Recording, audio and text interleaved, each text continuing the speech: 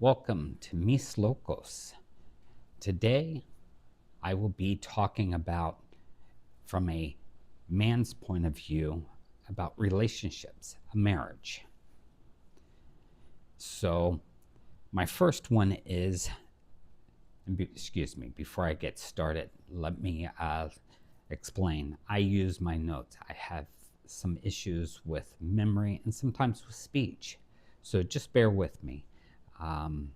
After 25, 27 years of marriage, I think I have some information to share that has kept my marriage going and may help you in your relationship.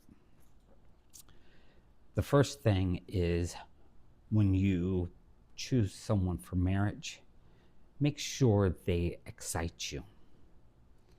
But there's a lot of common ground that you both can agree on. Second, challenges. So you want someone who can challenge you. It's awful boring if someone always agreed with you. And it keeps everything interesting and brings excitement in and shows you a different view of the world.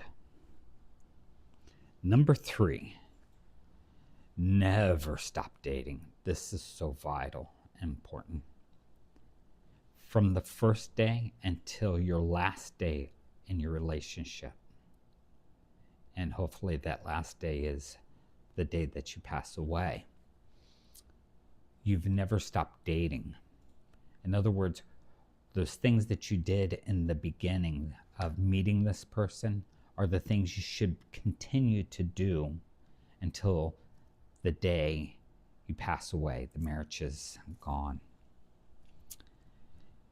Number 4, keep the lust going. I mean, flirt. Make sure you're in your relationship, they know that they are sexy, beautiful to you. And, I always tell everyone, and every day I grab my wife's butt, and she goes, stop it, stop it, stop it. But when I'm not around, she misses it because I'm keeping up a routine to make sure she knows that I find her attractive. Every day. 5, this is probably the hardest thing for males to do, communicate. Our level of communication is the football game. Our team won the football, they did a touchdown, yay. Women want the details of how did the game get won? How did that score take place? Every little step in between there. You have to paint it out where it's just not, they won the football, they had a touchdown, yay. Those little details make a big difference when communicating with women. Now, the other issue with communication for men is we feel we can take care of everything. It's our job, our responsibility to take care of everything. And this is actually incorrect. When you're in a relationship with someone, it's both of your jobs to take care of things. It means that both of you have to work together. And that means communicating issues that arise throughout the relationship that could affect both of you, including finances, health, and everything else in between, even if it seems minor or insignificant. Number 6, be you. Don't try to be anything special for anyone. Just be you. The person that you're with, if they love you and care about you, and then they enjoy you being you. And at the same token, you need to let them be them. You know, most of us have these preconceived notions in our own mind of how someone should be. We're looking for something particular, and we see someone who we first meet, and we think that we can change them into the image that we have in our head. And that's not true. They are who they are. So why would you want to change them if you're happy? They excite you, they're challenging you, there's common ground there, you find them sexually attractive. I mean, why would you want to change them? Get rid of those notions in your head. Treat them as your equal, not less than you, not more than you. They're just equal. They have feelings, they have dreams, just like you do. So allow them to be themselves, allow you to be yourself. I always use the analogy, if you marry the drunk, when the drunk changes and is no longer drunk, will you enjoy their company? Maybe not. These are questions you have to ask. So in my marriage, at this point in time, I no longer try to change my spouse. I just let her be her. That's it. Number 7, you know, we need to be inspiration for each other. So always, you want people around you that are always inspiring you to be better. And that could be that they're doing it in their own, for their own self. And it could be that you're doing it for your own self. But being around people that are inspirational, it's a great motivator to do better in your life. And so find someone who motivates you, moves you, brings passion into everything, inspires you. Number 8, vital.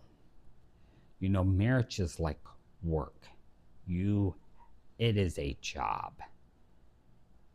The day that you stop being involved in that marriage is the day that that marriage will fall apart. That means every day you get up, you're working on your marriage. There is no such thing as, oh, I got married and love takes care of everything. Whoever tells you that garbage is lying to you. You got to get up. You have to work at the marriage. You got to take care of things. You got to do things. Both parties need to work. And I tell people, if you're working harder at the marriage than the other person is, there's something wrong, and vice versa. Both of you should be putting in to the marriage the same amount of work. Otherwise, is it a marriage of happiness? And do both people want to be in the marriage?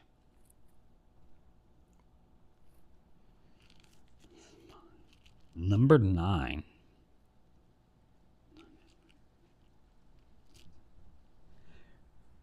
The hardest part for people to realize, your spouse is not everything.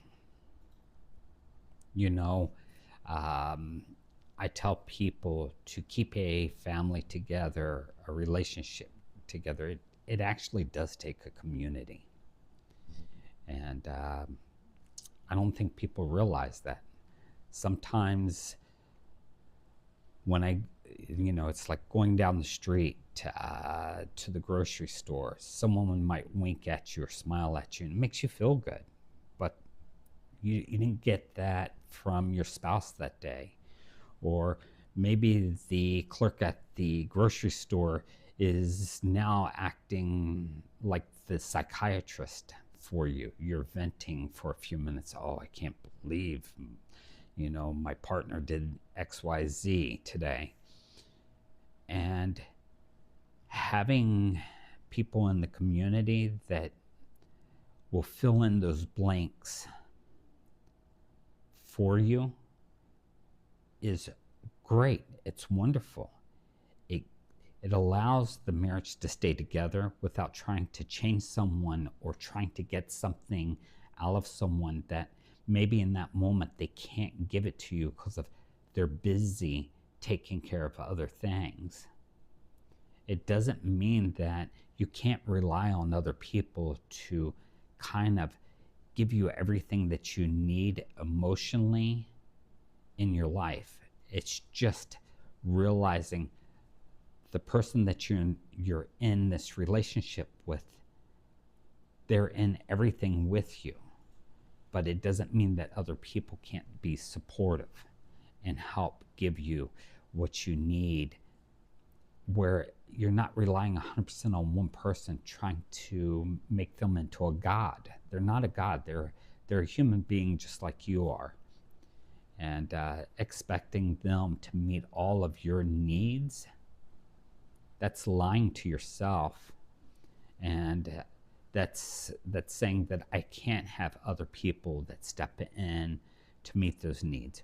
Friendships, other relationships, brothers, sisters, people who you talk to, communicate to, you know, you need all of it.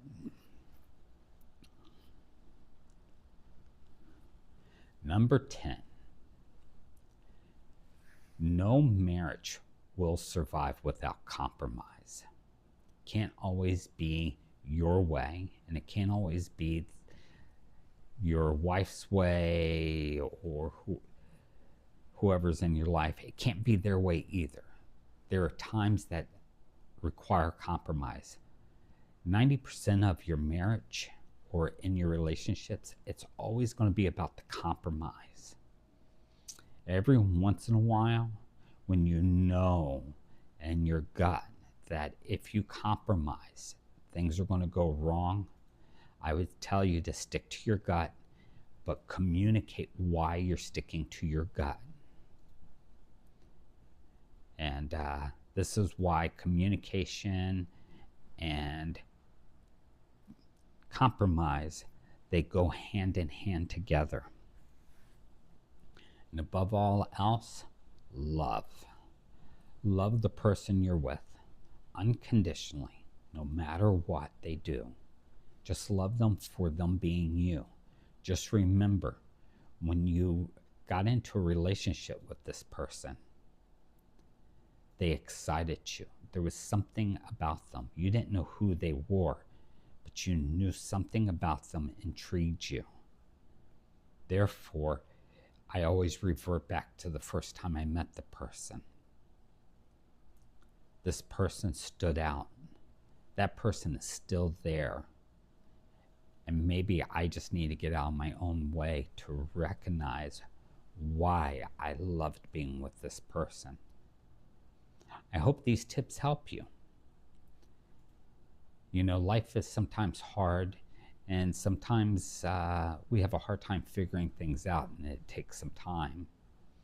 And sometimes we'll make mistakes along the way that we wish we had the knowledge beforehand, before making those mistakes, because maybe things would turn out differently. So many people get out of relationships so easily nowadays, and they forget why they got involved in the relationship in the first place. So I hope these tips will help someone who's starting in their relationship or having problems in their relationship.